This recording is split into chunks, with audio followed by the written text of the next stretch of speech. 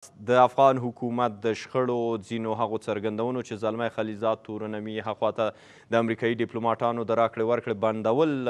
ملي امنیت شورا سره په د ښاغلي محب پښتون کې اساسا د موقت حکومت معما دغه دوسیه واقعا شتون لري او دا تر ټولو جدي اندېښنه ده چې اړیکې د کابل واشنګټن په دې حالت کې دي که بل څه هم شته؟ د بخښونکي خدای په نامه ښاغلی دیهاتي صاحب قدرمن لیدونکي تاسو زما سلامونه ومنئ. علیکم سلام. ګورئ د موقت حکومت غوښتنه تاسو ولیدل چې د پاکستان لومړي وزیر هم مطرح کړه. داسې راته ښکاري چې د موقت حکومت مسله لکه څنګه چې پخوا د مجاهدینو حکومت ته پاکستان دیکته کړې وه، یو ځل بیا طالبانو ته همدغه دیکته کیږي. که د پاکستان لخوا موږ ته خواږه هم راځي، موږ د شک په سترګه ورته ګورو. په اوس کې پاکستان موقت حکومت غواړي، امریکا دا کار نه کوي، طالبان دغه مسله نه مني، د افغانستان حکومت یې پر ضد دی. نو یوازینی پاکستان دی چې په امریکا هم فشار راوړي چې طالبان زه سولې ته کینوم،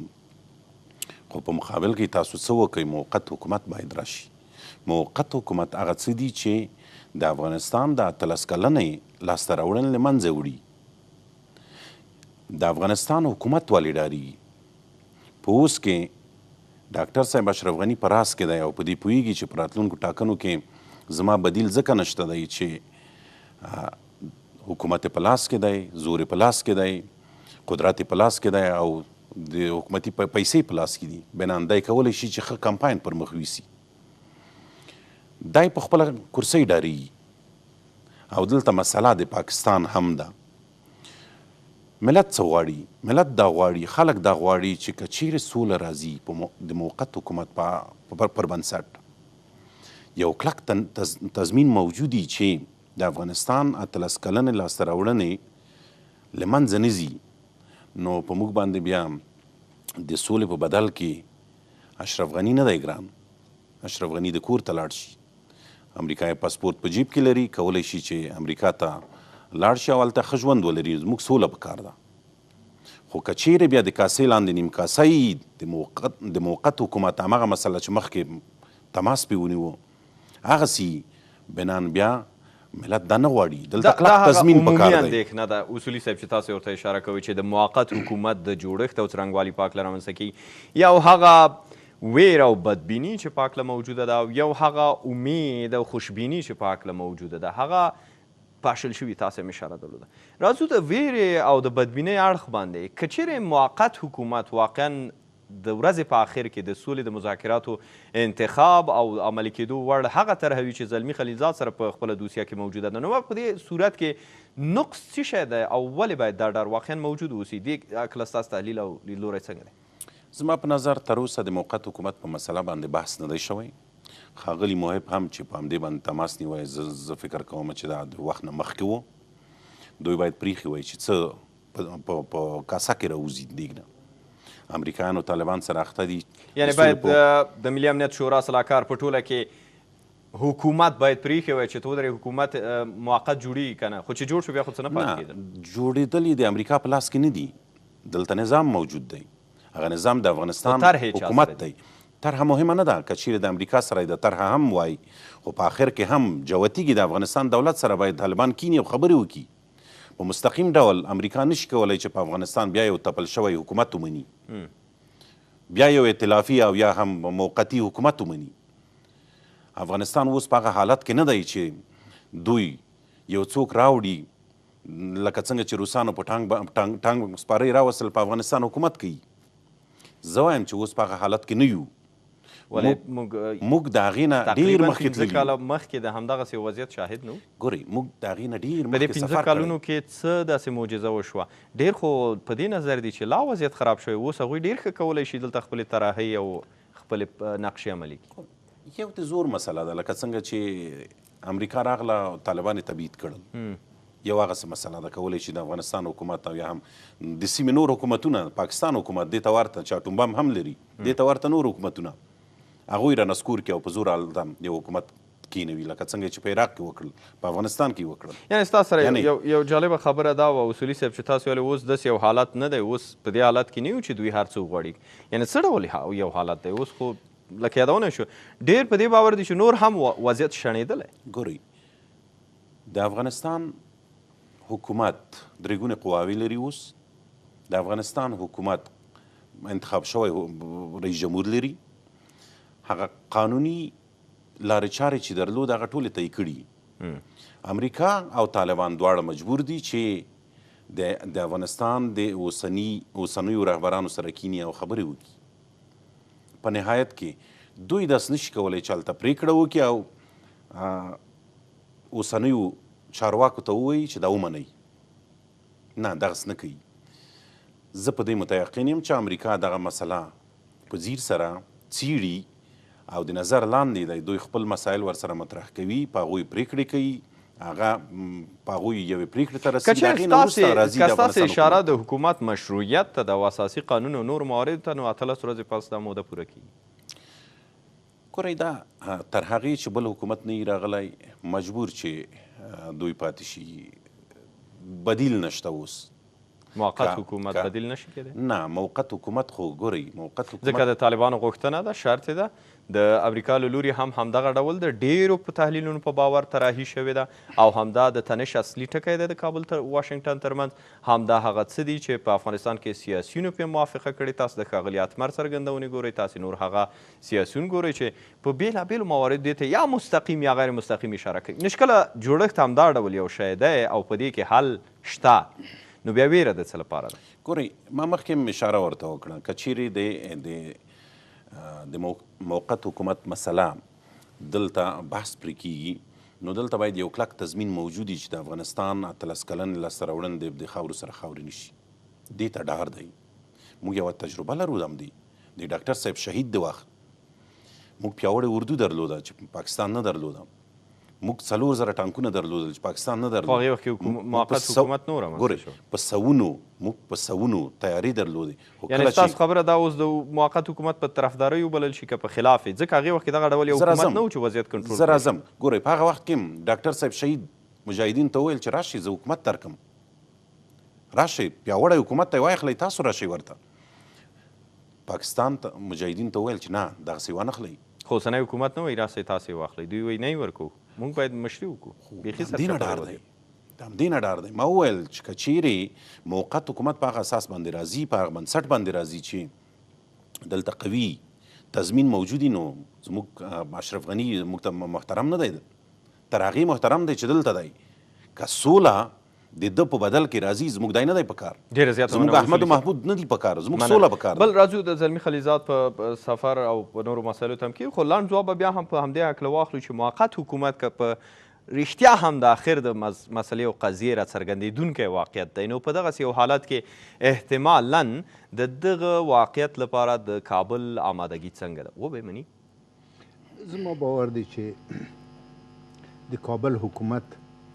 زه بیا لږه پخوانۍ خبرې ته راځم چې د ستا ځواب کې وشي د کابل حکومت او په کل کې دغه لوری د جګړې دو ټول هغه فرصتونه لاس ورکړي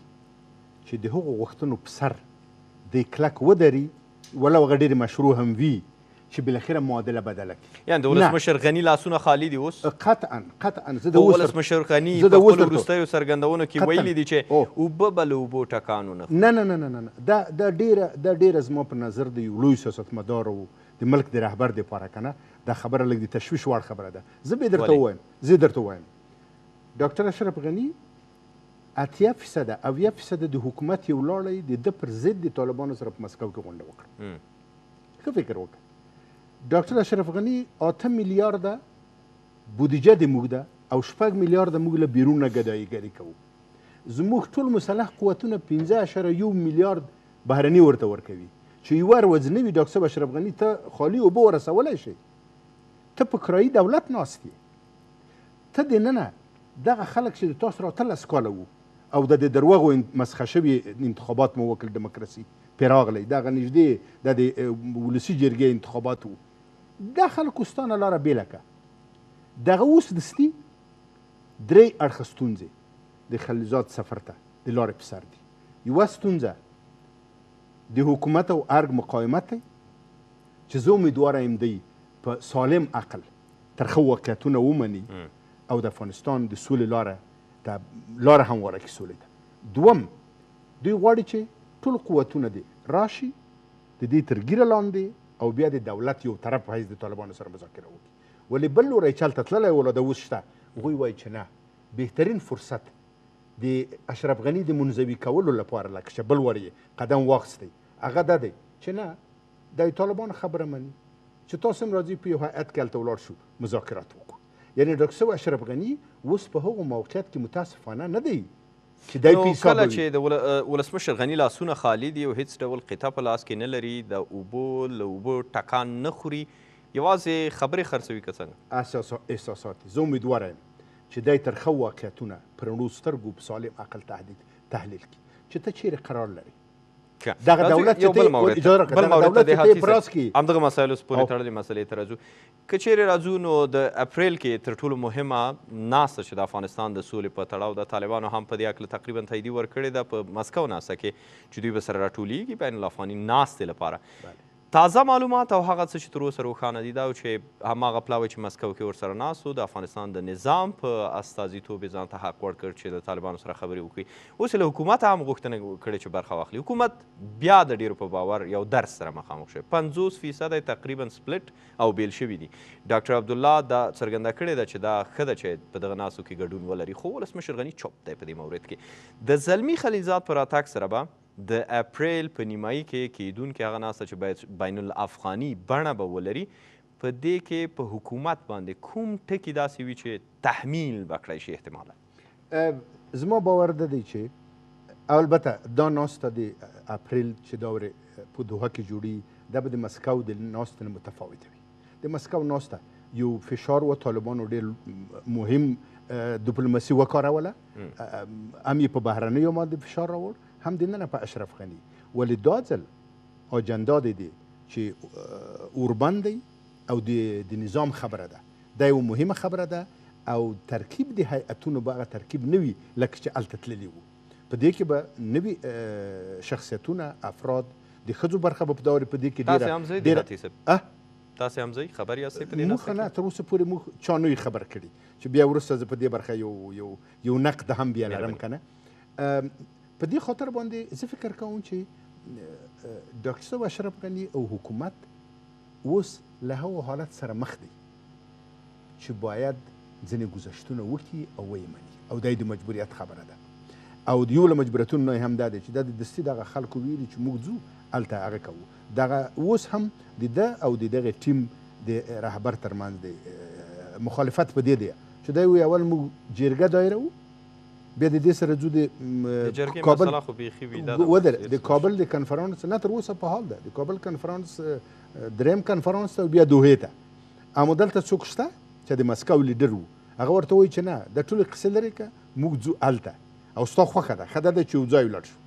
نو په دې خاطر زه امیدواره یم چې او معلومي داسې چې حکومت به حاضر شي دې ته چې په دغه ترکیب کې خپل نمایندګان واستوي د افغانستان تاسې نظر واخلو. زلمی خلیلزاد به په دې مورد وغږیږي ولسمشر غني سره په ځانګړې توګه ځکه ډاکټر عبدالله د ډېرو په باور ستونزه نه لري هغه دې ته تقریبا بیا هم له خپلې صاف ډیپلوماسۍ او نرم سیاست نه په استفادې غواړي. انعطاف وښیي تقریبا آمادګي ښودلې چې په دوحه کې به د اجرایي ریاست د حکومت د نیمایي بدنې په توګه خپل استازی معرفي کوي خو آیا ولسمشر غني به د نیمایي نور حکومت په استازیتوب په دې خبرو کې ګډون وکړي او که نه او زلمی خلیلزاد په دې هکله کوم کمنټ یا کوم نظریه ولري چې ولسمشر ته وایي چې تاسو باید ګډون وکړئ که نه؟ زما په نظر د سولې دپاره اوس بهترین یو فرصت دی ښاغلی ولسمشر باید د دې فرصت څخه استفاده وکړي په دې کې نرموالی راولي هغه څه چې دوی د محب د ډاکټر صاحب محب په خوله وویل زه فکر کوم چې د وخته مخکې وو دوی لکه څنګه چې ډاکټر صاحب عبدالله نرموالی ښیي په خپل سیاست کې نرموالی راولي د دې فرصت څخه په کلکه استفاده وکړي. یوه مسله دلته ده چې ولسمشر غني یو څه ډارېږي چې د قدرت زما د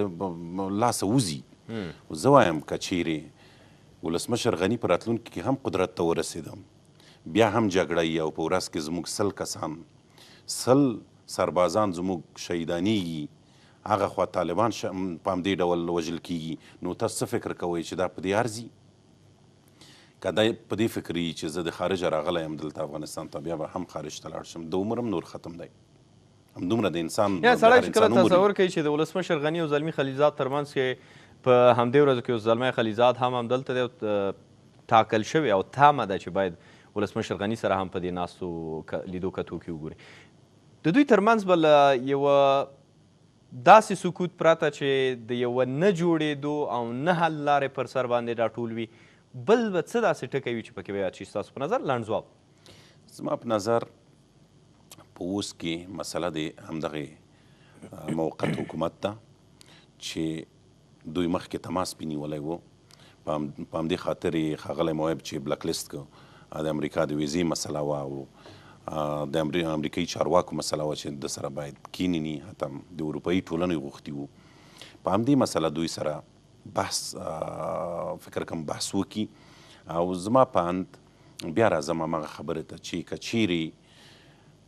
افغان ولسمشر غواړي چې په افغانستان کې سوله راشي، نو د دې فرصت څخه استفاده څنګه کولی شي؟ د افغانستان په ګټه دې وکړي، په خپل قدرت پسې دې نه ګرځي. دغه قدرت چې دی اوس په لاس کې نیولی، که چیرې سوله راشي، زه پوهېږم چې خلکو ته به لا محبوبي، دی به محبوب شي،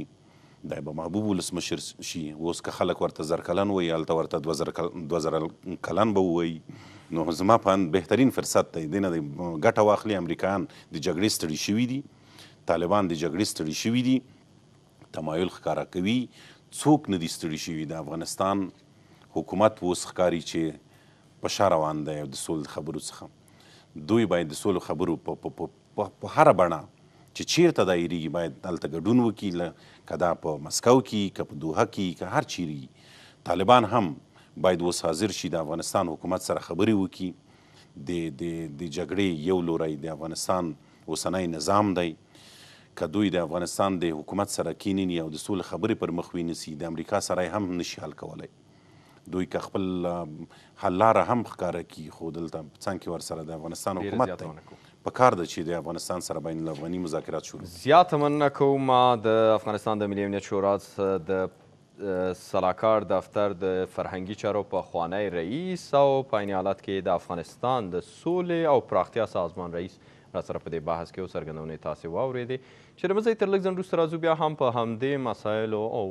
یو لړ نورو هغو مسایلو بحث کوو چې کیدلی شي تحلیل پرې وشي.